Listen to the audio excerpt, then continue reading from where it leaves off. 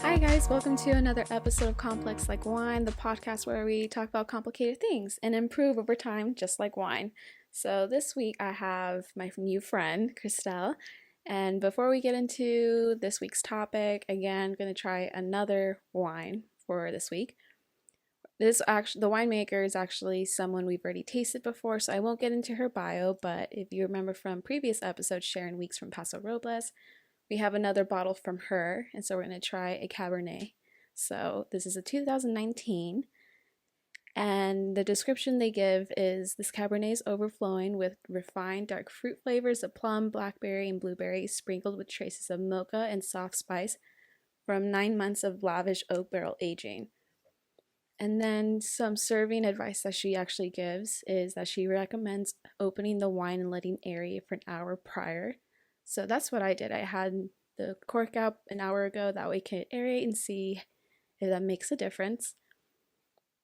And if you're purchasing the wine online, she says she gives a minimum of 2 weeks of letting the wine rest after you receive it, just because it does impact the aromas and the flavors of the wine. And she also recommends food pairings. So basically any red meats, short rib, filet mignon, pork tenderloin, leg of lamb, crispy skinned duck breast, or barbecue would make this all perfect pairing with this Cabernet. So I think we're doing fish tonight, so no red meats, but it's all good. So I'll give it cheers. Salud. Salud.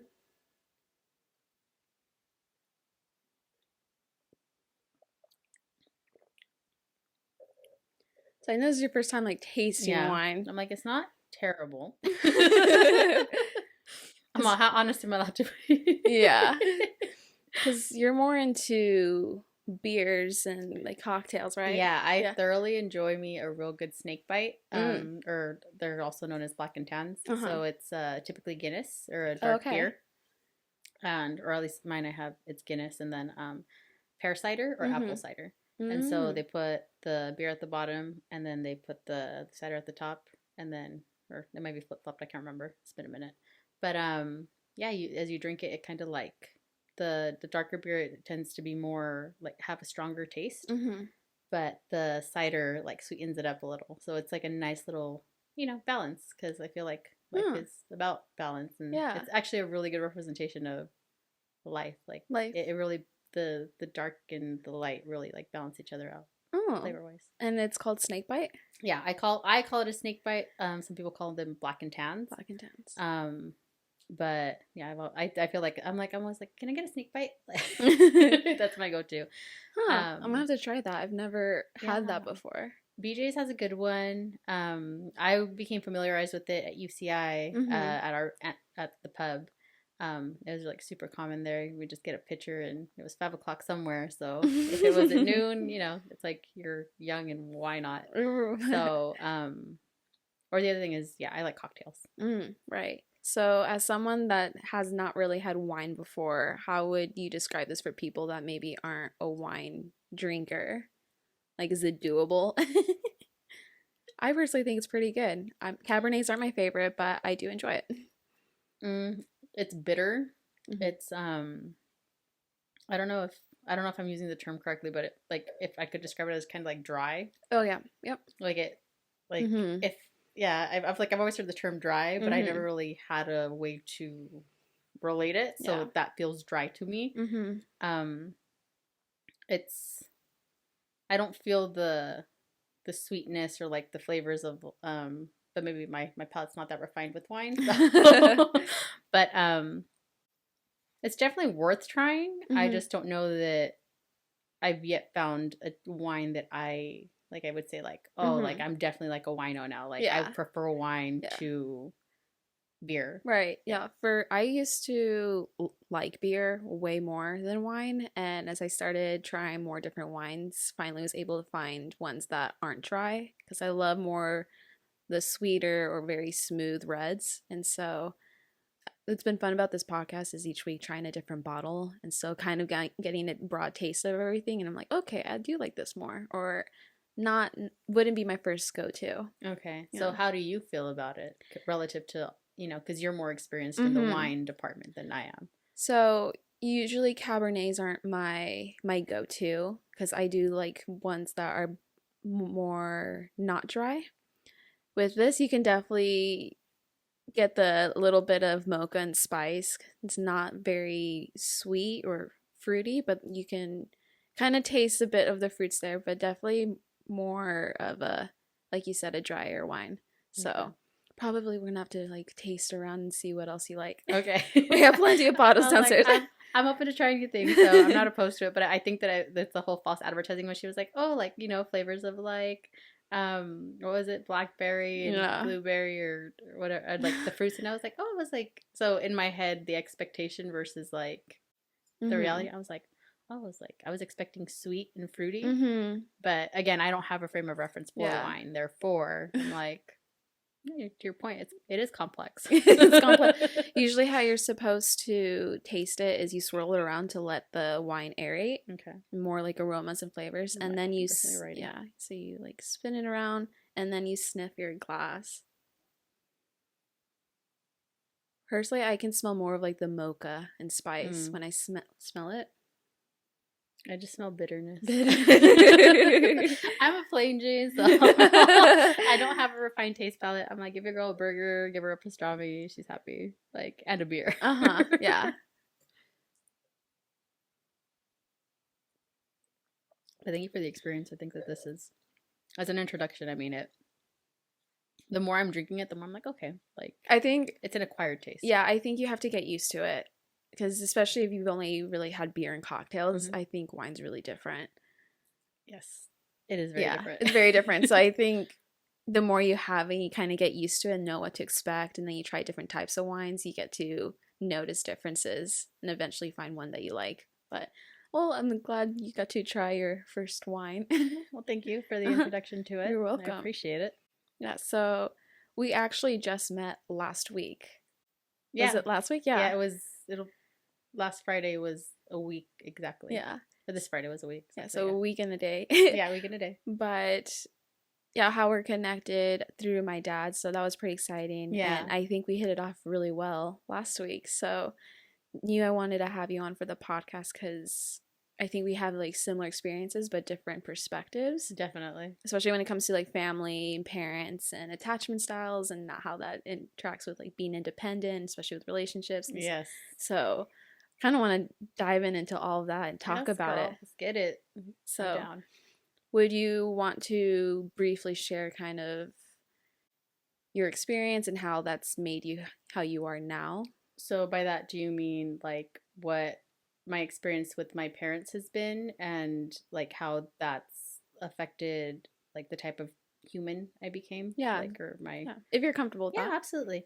So I am the product of two teenagers. They met at high school. Fun fact, I actually graduated as one of the valedictorians because we had like 27 of them because everybody gets a prize in my high school. So my parents met there, but neither of them graduated from there. My mom didn't graduate at all.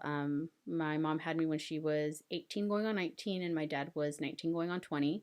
My dad is now a construction worker. My mom works in food service. She's what would be considered like a sous chef. Okay. And so, both really hard workers, but they were kids raising a kid. And I think that there's a lot of trauma that both of them had growing up. Like they had their own sets of issues that they were trying to work through, but didn't have the self-awareness to know that they had these issues that they needed to work through.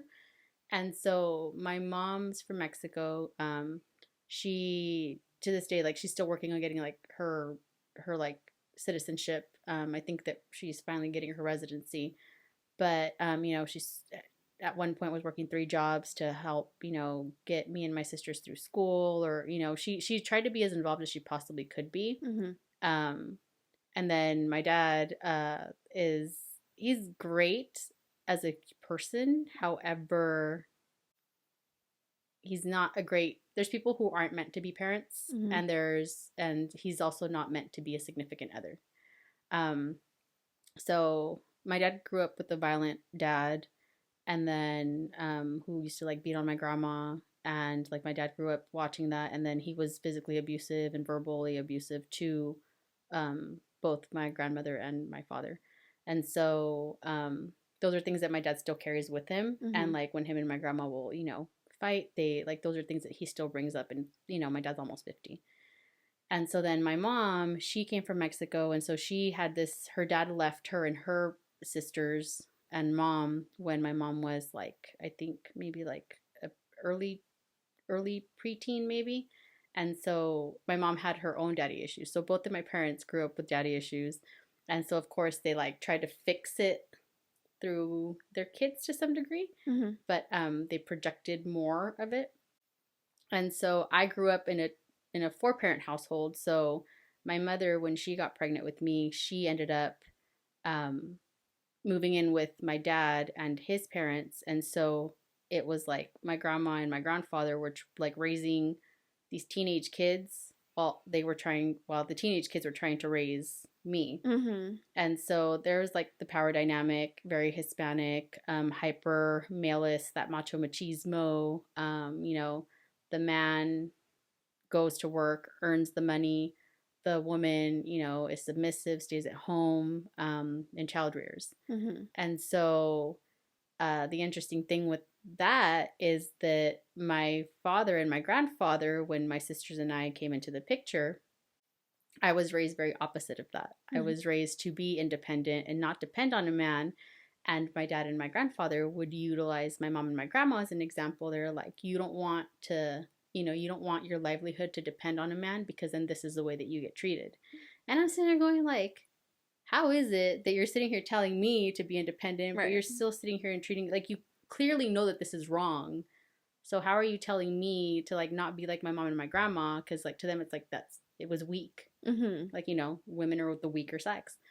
And for me, I was like, you know, like there's a lot of strength and resilience in like what it is my mom and my grandma do, and they're, you know, undervalued, unappreciated, you know, and it's like they're like, you guys think that they're replaceable and they're not. And, you know, on top of that, including in like the male Hispanic culture is like, you know, they can womanize. And so a lot of the time my dad would spend outside of the home. Like I have 4 other half sisters. They're all younger than me, so I'm the original. I got this all started. And so we're all like, it's me, and then I have a half sister, and then it's 2 full-blooded sisters, and then it's 3 other half sisters. Mm-hmm. And so, but they're all my dad's. And so, and he only has daughters. So if the universe was out there telling him something, it was, you do not get a boy. Because there's enough of yous in the world that, you mm-hmm. know.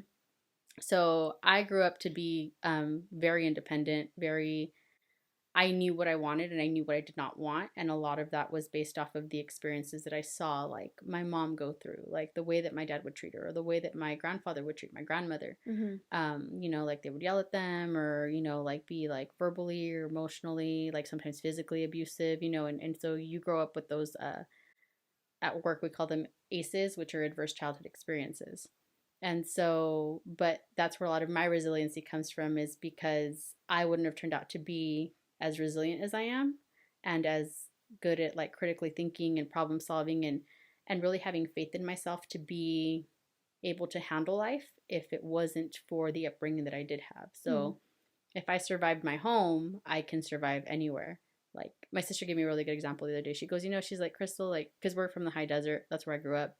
And so my sister goes, she's like, you know, she goes, you're like a cactus. She goes, in the desert. She goes, you just, you know, you do so well with so little. Like, she goes, you bloom and you know, like it rains a little bit. She goes, and you're blooming with flowers, and she goes, and you just do well in like almost any environment. Like you adapt. She goes, and there's people like me who, she's like, I haven't found that yet. Mm-hmm. And I said, that's fair, sister, you know, like, but thank you for the compliment. And so watching that kind of dynamic growing up and getting to be an example, that's the other thing. As the oldest sibling, it's like, you know, your sisters are always watching what you do, so you have to like set a good example.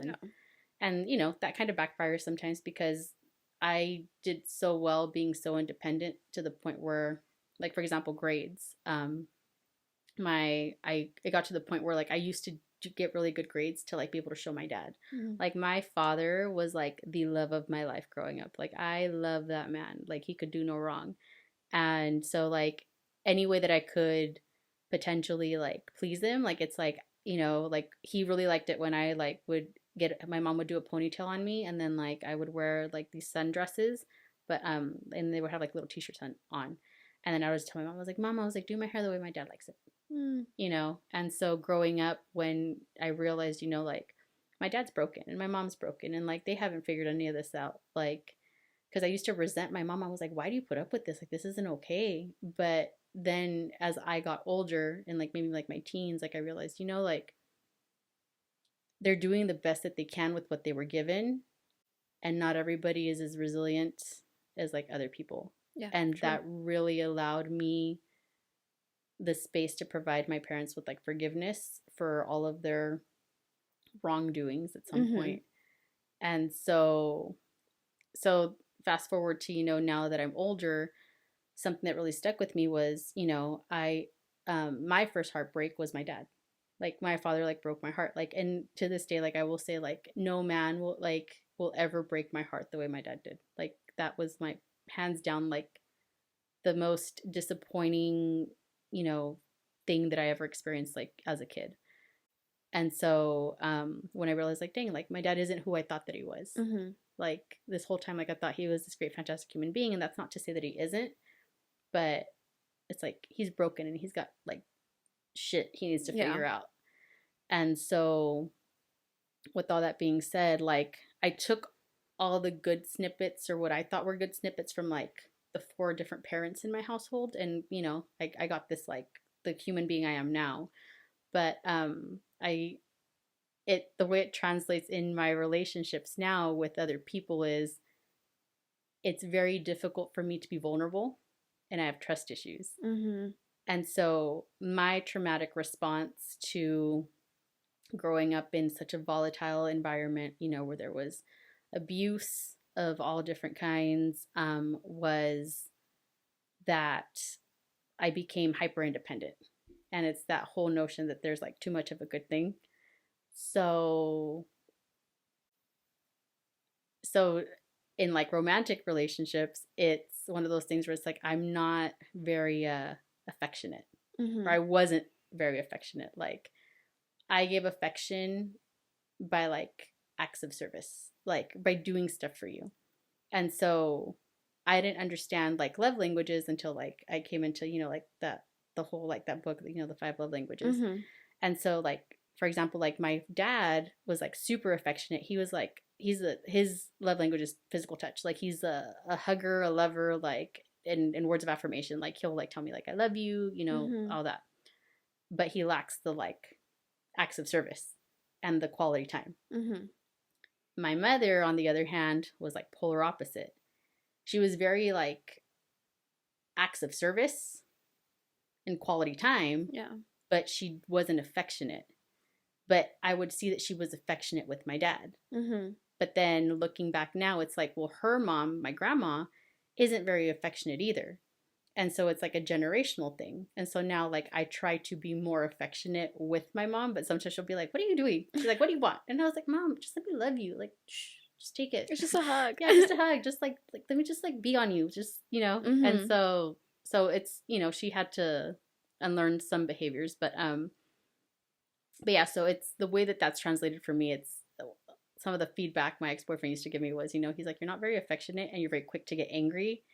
And what was the other thing I would get? It's like people like would always be like, Cristal doesn't cry. And I was like, are you kidding? I'm a crybaby. Like I cry all the time. And they're like, no, you don't. Oh, I'm sitting here going, how are you going to tell me if I cry or not? Like I cry. Like I'm like a big crier. And they go like, most people would say like, no, it just seems like you don't have feelings. And so, you know, once you start getting the same feedback repeatedly, I'm like, okay, so I have trust issues. I can't be vulnerable, or it's difficult for me to be vulnerable due to the trust issues. I'm hyper independent, which doesn't help any of that. And I lack being affectionate because affection requires vulnerability. Right. So in a nutshell, like those are some of like, given the circumstances or the way I was raised and the examples I had with my parents, that's how it's translated into my relationships, not only romantically, but also like with other people, whether it be friends or other family members. Mm-hmm. Because unless I trust you innately, like, it's very difficult for me to, like, love on you and be affectionate that way. Yeah. When we talked last week, I think you know this, I was just really excited to hear everything because I think, I guess, on a timeline of growth, I'm where you are now is like where I want to be, and kind of like on the similar path of finding that resiliency and independence. This one hasn't hit me yet. I promise. She swears. I swear. Like for me, with my relationship, because my mom had daddy issues, and so that resulted into me having mommy issues. And with her, I was kind of conditioned to know that her love is conditional. And so if I only do things that she wants or acted a certain way, then I was okay with her. But if for whatever little thing something pissed her off, then there's no love there. And so there'd be things she'd say to me, like, you're not my daughter, like, you're disowned, or ignore me on my birthdays, not talk to me for a few months when we're all living together.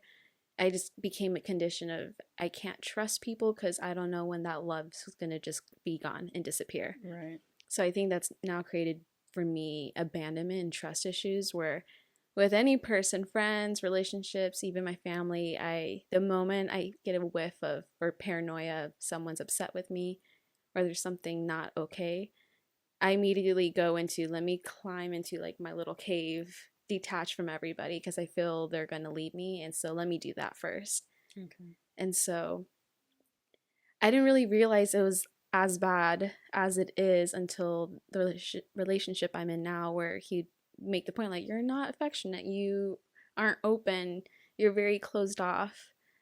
And I was so hard on myself because I thought, like, I kind of knew that was like that was true, but I didn't think it was that big of a deal or that noticeable. Right. And so now I've had to start working on how do I become more affectionate, or how do I be more open? How can I be more trusting? And how do I speak up when I'm not feeling okay or if something's bothering me? Because I don't know about you, but for me, I would never say anything just to keep the peace. And I think you're the opposite. I'm the polar opposite. Yeah, and so for me, I knew like, okay, I can't say anything because it's going to cause problems, and that would end up creating my anxiety and depression because I was just bottling up everything. So in that sense, I like that we have different perspectives because you're quick to just like speak your mind, and I'm now in the process of learning how to do that more. And I've already noticed I feel way better if I bring something up, like if family or a friend or my boyfriend, like I get upset with something, I'm like, okay, well, I'm just gonna say it now. Yeah. Because everyone's telling me to, so you can't be upset that I'm bringing shit up. Yeah, no, definitely. Yeah, and now I'm like, oh, okay, it's off my chest. I feel way better, and now we can work on it. Yeah, see, I think for me, it was because there was, like, because there were 4 adults in the house, like, everyone had their own way of, like, dealing with their feelings, and if, someone was upset about something, like, one of the things that really frustrated me about my, like, parents was, like, passive aggressiveness.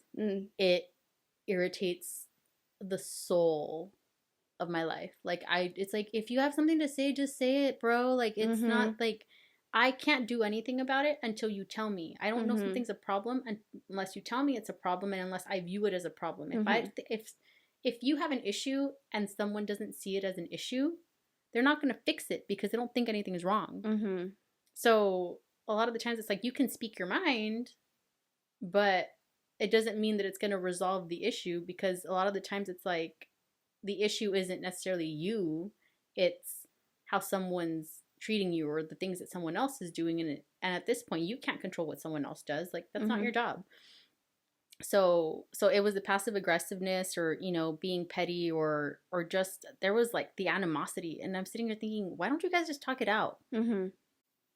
If you talk about it, like, I became very solution oriented, because I would see them bicker back and forth, and it was about the same exact thing all the time. I'm sitting here thinking, Mom, you already know my dad's like a hoe. Like, that's just, this is like for real. Like, it's a known fact, and it's not anything to be proud of, but at least, I know, and my dad knows, but to him, it's not a problem because he was raised to think that, like, women I just like women. And I said, that's great, Dad. But at the end of the day, you know, like, this isn't, like, it's not okay for you to treat someone like this. Yeah. And so my mom would sit there and complain about my dad all the time. But I'm sitting here thinking, well, your problem is the fact that you refuse to walk away. He's not going to change the way that he is. He's made that very clear. Mm-hmm. So why are we still here? Like, it's that whole concept of insanity. It's like you keep doing the same thing expecting a different result. 3 kids in, 30 years in. Yeah. The man's still the same. If anything, he's like devolving. It's getting worse, if anything, you know? So it's that idea that a lot of the times where we have trauma, it's like at the age that we experience trauma is like where we get stuck, like maturing. Mm. And so, and for the longest time I was like, nah, like that's not a thing. But again, this is me, you know, looking, college was really like I'm a real weird anomaly because it's, you know, I'm a first generation. Neither of my parents went to school. My grandparents didn't go to school. My mom's an immigrant. My dad's parents are immigrants. My dad's what's considered a pocho because he's Americanized, but both of his parents are, you know, they were immigrants. And so he's a first generation. But somewhere in all the madness between like 4 adults, they managed to raise decent humans. Yeah. Me being one of them. And so I'm actually a first generation college graduate. And that was something that I did on my own. When I got to the point in school where like my parents could no longer help me with my homework. Yeah. And that taught me resiliency and some independence because I learned how to utilize resources. Mm-hmm. My parents used to be my go-to resource. And then when I realized you don't know everything and you can't help me with everything, okay, let me go ask my teachers. Mm-hmm. And so I busted my tush, like went to school, got straight A's, and then I applied for school. And I had always told myself, I was like, I'm going to go to school because I don't want to be like my mom and my grandma. Like, I don't want like someone like my dad. Or my grandfather. And as soon as I get a whiff of a guy, and they remind me remotely to my dad or my grandfather, I'm like, nope. Peace out. Bye. Turn around. Nope. This here is not for you. Like, I am not your cup of tea. You're not going to like it. We're not get along. Hear you, me? No, this is not going to happen. But again, I really appreciate as much as it sucked, like, you know, being sad and getting your heart broken, like as like a kid, for me anyway, with my dad, it really opened my eyes and I'm much more aware of the world. And I would even say I'm better prepared to like handle myself in most circumstances, whether it's with men or with other people. Like I have a pretty strong sense of self. And that was solidified after like my breakup with my significant other, and it really like solidified, you know, I bring value to the table. There's things that I do that no one else can do. And so because my father's consistency is that he's inconsistent, I love structure. I enjoy consistency. And so my goal was to be able to survive my home and get out the right way, get out to the point where my parents couldn't tell me nothing. My grandparents couldn't berate me. Like it's like I did everything so right. So went to school. I tried not to rock the boat because like going out when I was in high school was such a like, and especially because I was a girl and on top of that the oldest, so it's like I'm the guinea pig. Yeah. And so having to be like, can I go out with friends? And it's like, Cristal, you're 17. Where do you think you're going? And I'm just like, and so, or I would, you know, I wouldn't have to ask one set of parents. I would have to ask 2 set of parents. Yeah. So I would have to ask, like I would ask my mom and my grandma, hey, mom or grandma, you know, can I go, you know, to this football game? And they would say, well, go ask your dad. Go ask your grandpa. And I was just like, why does their, like, opinion mean more than your opinion? Like, I don't get that. I said, you spend the most amount of time with me. Like, logically, like, that just didn't make sense to me. But I was like, all right, whatever. But then if one of them was in a bad mood and 3 of the 4 said yes, but 1 said no, all hell would break loose. It was World War III because my grandfather was like, I'm the head of the household here. I'm the provider, so what I say goes. My grandma goes, well, I'm the one that's here at the house all the time, child rearing you guys, so what I say goes. My mom's like, I'm your mother, I give birth to you, and I pay for most of your things. what I say goes. Yeah. And my dad's like, I'm the dad. I'm like the rooster of the house. Like, what I say goes. And so it, like, all the fights amongst the adults were always about control and like who, who's was going to have the last word. And a lot of the times it was, what they controlled were the kids. Mm-hmm. And so I just learned really quick on that. I was like, you know what? I'm not going to rock the boat. What I'm going to do is I'm going to sit here. I'm going to put my head down. I'm going to do the work and I'm going to leave. And I'm going to leave on good terms. I'm not going to leave because I got knocked up. I'm not going to leave because I messed up. I'm not going to leave out of rebellion. I'm going to leave because I'm going to go to school and I'm going to like prepare myself. And like, once I gain my independence, like my mom, my grandma, my dad, grandfather, whoever it is, can't tell me a damn thing. Like that, Mm-hmm. my goal was to leave and not be told anything. Right. And I accomplished that. And so even that creates like a ripple effect to some degree because you have, the example that I set for my siblings, but, a lot of the times like they feel like maybe they fell short because I was just so like driven and focused on I'm going to leave and I'm going to leave so nobody can tell me anything. Mm-hmm. And that was my mentality. And, like we're all different. So it's like I have one sister who's like loves affection and she, that's her love language. Like, and the other one who was just kind of like had her own issues that she had to deal with and was trying to work through. And so it was one of those things where she wasn't necessarily as present as the rest of us. But yeah, having my parents be like, "Oh, Cristal, you can't do this." I'm like, "No, like now I can." And so watching that dynamic shift where my parents went from being my parents and my providers and my dictators to some degree, to me be like to them being my peers, for them to become my peers. And when if they said, "Hey, like I need you to do this," and me having the autonomy to say, "No, I don't want to do that today." Yeah. And their feelings would get hurt and they're like, "Well, what do you mean?" "Well, I mean what I said. I'm not going to do it. So I would love to help you, but no." And it was just such a powerful thing to be able to say no to, my creators. Like, yeah. I don't know you anything anymore. I was a fantastic human being. I turned out great because of you and in spite of you. But then I'm not mad. But at the same time, this expectation that because I'm a girl or because, women are more giving or whatever it is, it's like, no. Like maybe that's what you're used to from my mom, dad, and maybe that's what you're used to from my grandma, because she carries this guilt that there was very little she could do to protect you when, you were a kid and you needed it the most from your own father. Right. But no, like I don't owe you that. And so, in really gaining that autonomy to say like, I bring value, but I also have the right to say no. Now you have to live your life. Yeah. And so I think that to me was, again, it's like a weird thing that I turned out the way that I did, but I don't think I would have turned out as, I'm really grateful that I grew up the way that I did because I feel like I wouldn't have turned out as useful. Mm-hmm. I don't know if that makes sense, but like I wouldn't be as independent or as like able to do for myself and for others and carry that resiliency where it's like, I need a day to cry and I'm just like, just let me have a moment to like freak out real quick. And then it's like, all right, I cried. I went through the motions. All right, now I go into damage control mode and it's like, all right, let's handle this. Let's get it done.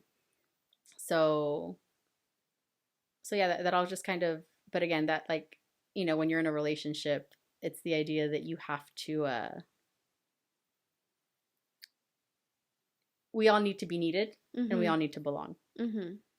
And so as a male, you're, taught that you need to be the provider and that, if you don't provide, like, then what's your purpose? What's your value as a guy? Yeah.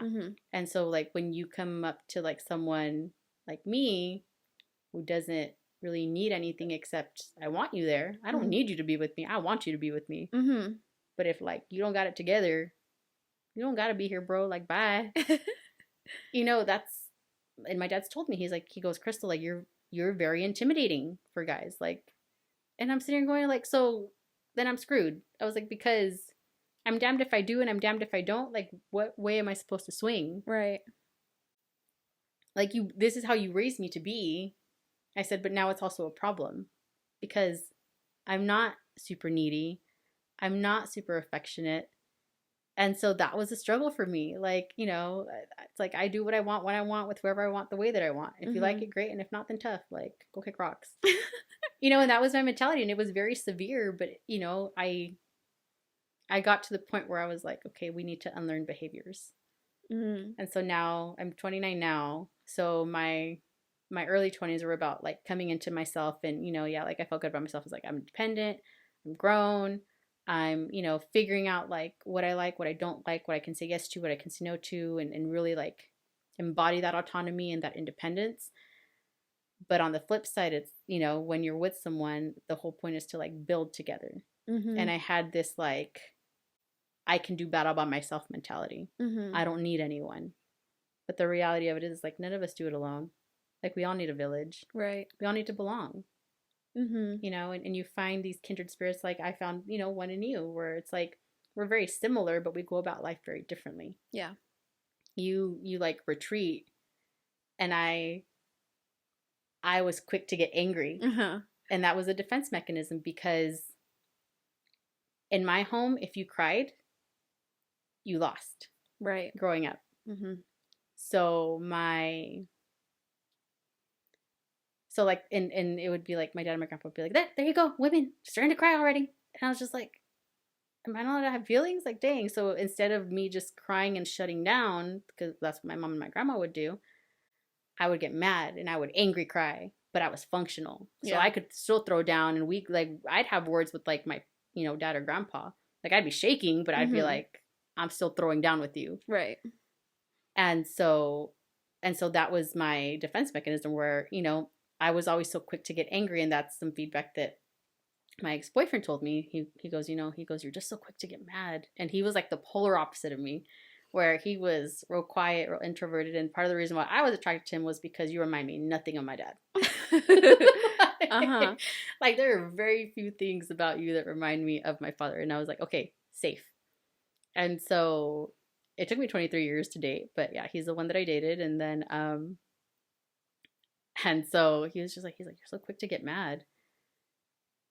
And again, like, and that's the one thing that I was known for. Like at home, it's like, Cristal's great, but man, that temper she has. And I'm like, well, don't do dumb things. Zero tolerance for bullshit. Yeah, like, like, why are you stupid? Like, but again, that was very insensitive of me. And looking back now, I'm like, okay, like, that was wrong of me. Like, I shouldn't have said that. But I'm grateful to that version of me because I needed her to get to where I am today. Right. So, and a lot of the times we're so harsh on ourselves where it's like, oh, I shouldn't have done that. Or dang, like, like I really stepped in it today. And we ruminate and like we think about it and we're like, oh my God, like I'm this terrible person, all these things. And now after the breakup and everything, it's like, as I got older, I said, no, like I need to learn to unlearn behavior. So, if there's something that someone's telling me, like my boyfriend at the time was like, you're so quick to get mad. Clearly, like that's something I need to work on because that's something that I'm known for. Right. Like I'm getting it, is it a problem of one or is it a problem of many? Right. I got many telling me that it's a problem. So I'm like, okay, maybe they're right. Like maybe I do need to look at this. Maybe it's a valid point. Yeah, like maybe onto something. I mean, I don't know. But in order to really like unlearn behaviors, you have to be willing to really look at the ugly parts of you. And be okay with, I mean, yeah, I'm great, but like there's some shit I could still work on. Everyone's broken. Yeah. Everyone has their like demons in their closet. Yes, you're absolutely right. But we always just think that it's just us, right? Because we don't know any better. And unless people are having conversations, which is awesome that you're doing this, because at least it opens up the dialogue to have some of those conversations or maybe give someone perspective, because perspective is everything. Right. And that's why I love that we have things similar, but completely different perspectives or ways we've approached things.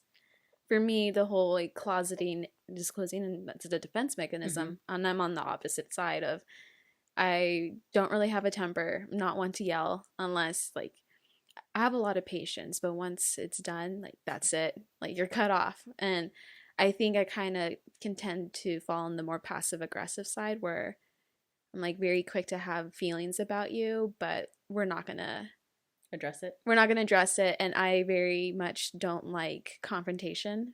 And so I'm learning now, especially with my relationship, where it's like sometimes confrontation needs to happen, because if nothing's being said, nothing's going to be addressed and nothing's going to get problem solved. And so say it again for the people in the back. Preach it. Louder for the people in the back. So what I'm now realizing is, fudge. Okay, now like if something's bothering me, I'm like, okay, I'm super anxious. Like, okay, I gotta say it. Like, you've been working on yourself to say something. I'm like, okay, fine, just rip in a Band-Aid. I'm like, all right, this is bothering me. And like, again, like I said earlier, like everyone's telling me you need to speak up, so you can't get mad at me that I'm speaking up now. You know what I mean? Right. Yeah. No, and that's fair, but it's also, it's a balance, right? Because they can't get mad at, like, your feelings are valid and people can't be upset at you for expressing yourself, but they also have a right to their own feelings. That's true. Mm-hmm. So it's again, it's this really fine balance of, that's true. Mm-hmm. You know, but you don't, it's difficult to do that when you're not in a good, like, mental, like, well-being. Like, you don't have, like, when you don't have the emotional capacity to really sit there and, like, work on yourself, it's very difficult for you to relationship, because to your point, we're all broken, right? Yeah. And so it's like, all right, we are broken, but it's like, what do you do with that brokenness? So how are you going to finesse it or leverage it to, like, benefit you and the rest of the world? What does it mean? Right. So, and I think that's the whole idea. It's like, there's meaning behind, we wouldn't all be as fascinating or, like, as relatable if we didn't all have, like, broken pieces. But, like, again, like, we go about it very different. Like, you're real creative. Like, I think it's awesome that you're able to, film and podcasts, and you took it one direction, where me, it's like I look for stability, right? Yeah. And I look for stability because at this point, like, I know that I need to be the breadwinner for me, right? And even now, like, even for, like, my siblings or, like, my family, it's like, when things hit the fan, I'm the one that I'm the go-to. Hey, Cristal, like, can you help me? Yeah. I'm in this, like, whether it's financially, emotionally, spiritually, although I'm not incredibly spiritual, because I'm a firm believer in, it's like, I stopped praying to, like, God, because my grandma tried to raise us Jehovah's Witnesses, but it's an interesting dynamic there, because the males in the family are like, no, that's stupid. Like, you don't believe in. So I grew up with both sides of it, where it's like, I had my grandma, who was very religious. She grew up Catholic. My mom grew up Catholic. And when my dad was born, he was even baptized. But when we were born, we weren't baptized. Like, I'm still a heathen. It's fine. I've come to terms. Yeah. But she would, like, like, I know how to pray, and I know, like, some Bible verses here and there. But that juxtaposition of how my grandma felt about religion versus how, like, my mother felt about it versus how, like, the males felt about it, I was like, oh, I have options. And so one time, I think I was a junior in high school, and I'll never forget, we were dissecting, I can't remember what book, but we were just, and someone brought up the point, like, we only pray to God when we need something, or, like, when we're having, like, some sort of, like, crisis, right, or difficulty.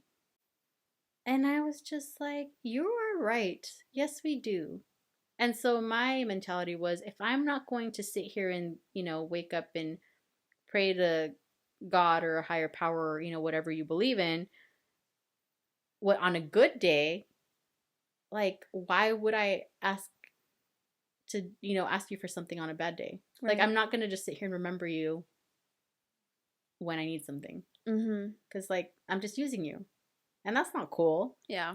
So then I said, no, like, I'm agnostic. I believe that there may be, like, I believe that as human beings, we need to believe in, like, something greater than ourselves, because it helps provides us with purpose and, like, the hope and the faith that there's more, right? It allows us to have faith in something.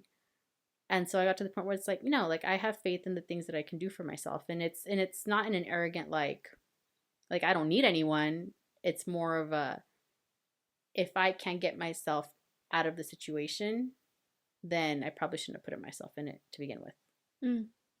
Like, I made my choices. I made my bed. Like, I'm going to lay in it. Right. And so, yeah, I was a junior in high school in my English class, and I remember thinking, yeah, I'm done. Like with religion, it's not for me, but I understand the need for it and I understand its purpose. And it is not my place to discredit or judge someone because they want to believe in something. Mm-hmm. So that's kind of where I started to like, okay, like, you know, it's a balance and it's about respect and it's about that. So yeah, so just kind of watching that kind of dynamic, it's like, oh, I don't know, like, you know, is there a God? I don't know. Maybe there is, maybe there isn't. But at the end of the day, like we all need to believe in something. And so my, you know, my grandma, that was her outlet. And, you know, I'm grateful for her because I'm like, okay, like I have like culturally, like I can keep up. But besides that, it's like, no, like I depend on me. Like I need to, and it goes back to that independence. Yeah. And that's kind of, you know, where I'm at. But it's, my point to that is the way that I learned about that and like my thought process there, it's like, okay, now logicking it back, I'm thinking like, okay, well, you know, I need to unlearn behaviors. And so my 20s, you know, I was solidified who I was. My mid 20s kind of broke me where I was like, oh, maybe everything I thought that I knew that I thought that I wanted isn't what I wanted. That's me right now. Like, cause I'm entering my mid 20s. Yeah. I'm like, oh fuck. Quarter life crisis. I think, yeah, that's where I'm starting. Like, there's a lot of shit I'm like starting to realize, and I'm like, damn it. Yeah, right. Because you grow up thinking like, when I grow up, it's gonna be like this and it's gonna be like that, and you know, like I thought at 22, 23, I thought I had life figured out. I thought that I said, all right, I went to school, I graduated. Now it's like I need to get the big girl job. And then after I get the big girl job, like I already got the guy. So like it became this checklist. And I was just going through the motions. And I was like, check, check, check, check, check. But I was like missing out on like the present. Right. But again, it's like that hyper independence because it's like, what's the next thing? What's the next thing? What's the next thing? What's the next thing? And it's like, well, when do you kick back to like just enjoy it? And exist and be present. Like just really like bask in your accomplishments. And so it took me a breakup to like really reevaluate what it was that I thought that I wanted. Cause I was like, okay, I had these like guidelines. I was okay. I was like, by 27, like I want to be engaged. By 29, like, you know, I want to start like, I want to have like a bun in the oven by like, you know, and then like my career is still going. So it's like in my head, like I had this whole idea, but you know, relationships take two people and we all grow differently and that's okay. But, I needed the breakup because it provided me with the opportunity to really think about, do I want kids? I don't know. Maybe I do. Maybe I don't. You know, or it's okay if I don't have kids until I'm like 35. Like really, really breaking out of what it was that I thought I needed to do was so liberating. I was like, who the fuck said I need to sit here and have kids at 30? Like, who? Like, who said that, like, I need to be married by the time I'm 29? Like, you know, it's that Demi Lovato song where she's like, you know, you're not nobody until you have somebody. Yeah. And it's like, no, like, I'm my own person. And I bring value no matter whether I'm with someone or whether I'm not. My value isn't derived from someone else. It's derived from me and the things that I do. And so... And again, it goes back to that independence, right? So it's like independence is this funny thing where it's like, it's a good idea in theory. But when you apply it, it's like, how do you feel to not be needed? Whether you're a significant other or a parent. Right. You know, because I watched that struggle like with my parents where it's like, yeah, you could show up or you can't. I'm still going to eat. I don't need to see you every day anymore. Yeah. Like, I love you because you're my parent. And I don't agree with you on a lot of things that you do. It's like you raised your own monster, so... But now you're mad because the rules apply to you? Yeah. Like, sorry about it. But, like, I'm not sorry, because this is what you wanted. And so, you know, I've been... Like, that's some other, like, comments I've gotten where it's like, you know, like, if I had a daughter, I would want her to be just like you. But as a significant other, that's a hard pill to swallow. Right. Because it's like, so I'm like, wait, you want a daughter like me, but I'm difficult to date. So I'm a good idea in theory. That brings up a good point. because relationships require work. Right.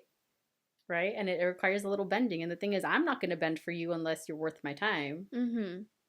So show me you're worth my time. Like we talked about last week, where it's like you don't put yourself down to a person's levels if you know it's uneven. As a person, you like try to put yourself as high as you can be and hope you find somebody that's worth and matches that momentum. Yeah, and like you can find the difference in compliments with each other. And they think timing is everything in that, because you can find someone who's, how do I put this? You can find someone who's basically perfect for you, but if you're both not in the same place at the same time, like it's like you're both reading the same book, but you're in different chapters. So, you know, I'm trying to talk to you about chapter 27, but you're barely on chapter 10. And so not gonna work. It's not gonna work. And I can either, you know, if the person's worth it enough for you, you're either gonna sit there and be willing to like read slower, you know, because you really want to dissect the book with them, or you're gonna say, you know what, I'm gonna like read with someone who's up to like my pace of like reading. Right. And so, but that was one thing that my dad always like said, you know, he's like, don't ever settle for someone that's below you. Like always either have someone who's at your level, education wise, career wise. That's the thing about my dad. He gives great advice. Like my frustration with him is like, how do you give great advice and not take your own? Like, I don't get it. Like, it's easier to apply to others than to yourself sometimes. Yeah. And he'll even say, he goes, I give great advice. And I said, you don't say. He's like, I just don't follow it. I'm just like, you don't see it. No? Okay, whatever. Like, again, it's not, father, you're on your own journey. Mother, you're on your own journey. Like, y'all are on your own journeys. I can only do what I can do. Right. And so I think the beautiful thing about relationships is that and I think just life in general, it's this idea that there's always room for redemption. There's always room for forgiveness. And I think that a lot of people think about forgiveness in the realm of like, it's about the other person, but it's not.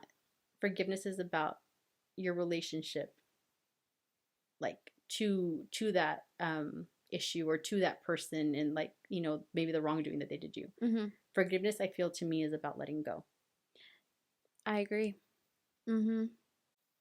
And so it's like, because it's like when you carry the resentment and the anger, the only person you're really hurting is who? Yourself. Right. Yeah. But it's like, if you can genuinely get to a point where it's like, you know what, it happened, it's done, I forgive the person who, you know, did said thing to me, but also say, you know what, I forgive myself for allowing myself to be put in that position. That's what I struggle with the most. Wow. Yeah, we're almost kind of done wrapping up soon, but what point I want to make, picking off of that's something I had to realize when my mom left the picture. I think I shared with you this last week, but so she was moving out of state, and I saw how much resentment she carried from her father and how that played into her relationships. And I knew I don't want to carry that cycle into my family or with anybody else. Like, I need to cut this vicious thing that's happening.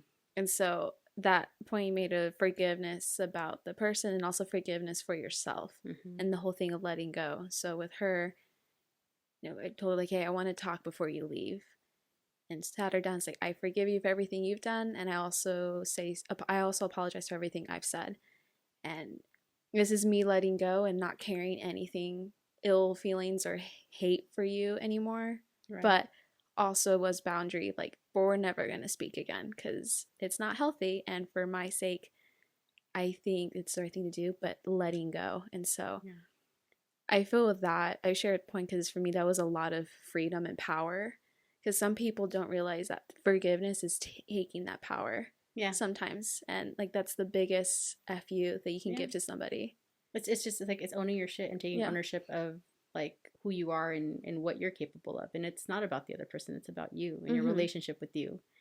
And if you have a good relationship with you and I've found that if you have a good relationship with you and you know, you do things, you go into things in the world like with your best intentions, like, you know, it'll work out. Yeah. Like, give it time. It's gonna be okay. Right. Like, you are exactly where it is that you need to be in the world. Yeah, and that's, I think, now in my quarter life crisis of like, oh God, this adulting thing, I'm like, need to figure my shit out. I'm like, okay, everyone's at a different timeline, and so just trying to not get stuck on the comparison trap, or when it comes to relationships, you know, like having room to love yourself first, because if you don't, you can't be good to anybody else, and you can't depend on people to love you the way you need to love yourself. Yeah, and you know, RuPaul says it all the time. It's like, if you don't love you, how do you expect anyone else to love you, or how are you going to love anyone else? Like, it's self-love is incredibly underrated. Singularity, like being single and really figuring yourself out, is incredibly underrated. Forgiveness, like, these are all things that are so underrated. Yeah, but we all get there eventually. And I think, and again, that's the beautiful thing with life. It's like, we're able to change, we're able to evolve. But at the end of the day, like, we're all just walking each other home. Right. That's a good point. Yeah. Well, that was a lot of good points and stuff that we touched on, I think. Sorry for talking your ear off. Oh, no. That's why I had you on. I'm like, I know she's going to talk and mention a lot of good stuff and give your perspective. So thank you. Thank you for allowing me to be a part of your project. I'm incredibly honored. No, I appreciate that we both can have different perspectives, and hopefully someone got some insight and maybe learn to think or two. Hopefully. That's all we can hope. Yeah. Well, again, thanks, guys. This is Cristal. And thanks. I'm excited to see where this friendship goes, too. Definitely. Cheers to being broken and making it work. Oh, amen to that.